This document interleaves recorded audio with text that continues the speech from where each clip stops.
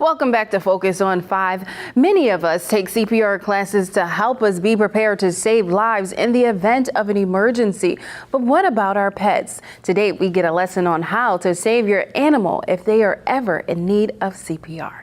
We all love our pets, but one thing that we forget about is sometimes CPR. And we're here today at Jackson Certification Services to learn Pet CPR. And joining me is Arshia Jackson. Thank you so much for joining me. First thing, tell us a little bit about what Pet CPR is. Pet CPR is just what it sounds like. You can do CPR on your pet. If they got a heart, they can have CPR. Talk about why it's also important for them to learn this, because we know it's an instrument used for humans. We put a lot of time and labor and money into our pets. If we're going to do that, we need to know how to take care of them and save them if we can as much as possible. So learning CPR, one, it helps the vets.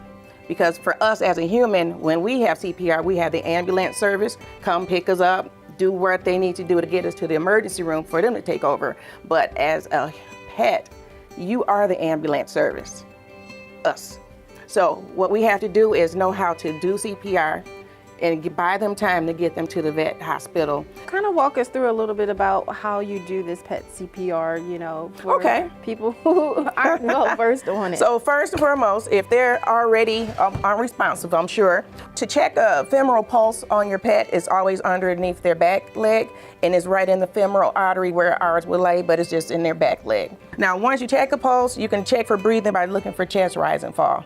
We never look for looking for listening or anything. You're looking for chest rise and fall, and you're checking for a pulse. All of this is done under 10 seconds. And how we find our landmark is you check for a landmark, and you check them from behind the first leg of your pet. But again, each breed is different. We got the box chest, the round chest, so it just varies on which pet. Or the smaller pets, you're gonna check a little differently. But for this size, this is Casper, by the way. You check for pulse.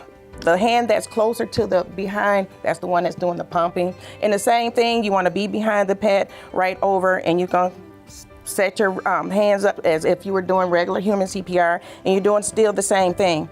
And you hear the air coming out, Casper, that means I'm going 2 inches deep to do his compressions. Pet CPR is done a little differently than humans, where if you're a one-person rescue, you're doing 30 compressions to 2 breaths, 5 cycles.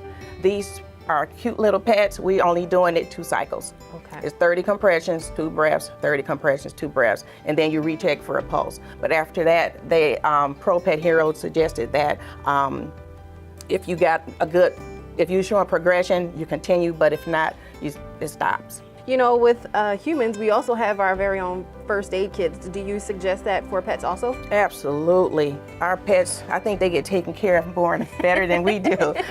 So what I have here, everything from a muzzle, nylon slip, gauze squares, roll gauze, stick glue, peroxide to induce vomiting if they came into contact with toxins or poisons, gauze, ice packs, blankets. All right, well, thank you so much, Arshia. Are there any final messages that you'd like to share to pet owners? Know your pet. Do a wellness check weekly. Look at the eyes, look at the tongue, look at the teeth, look at their paws, look at their skin, look at their coat. Are they having little lumps that they didn't see last week? That will give them an idea when something started and how progressive it is that they need to do immediate care versus, well, we can watch this now. Right after this break, we explore through exquisite architecture and unbelievable history at the Castle Museum.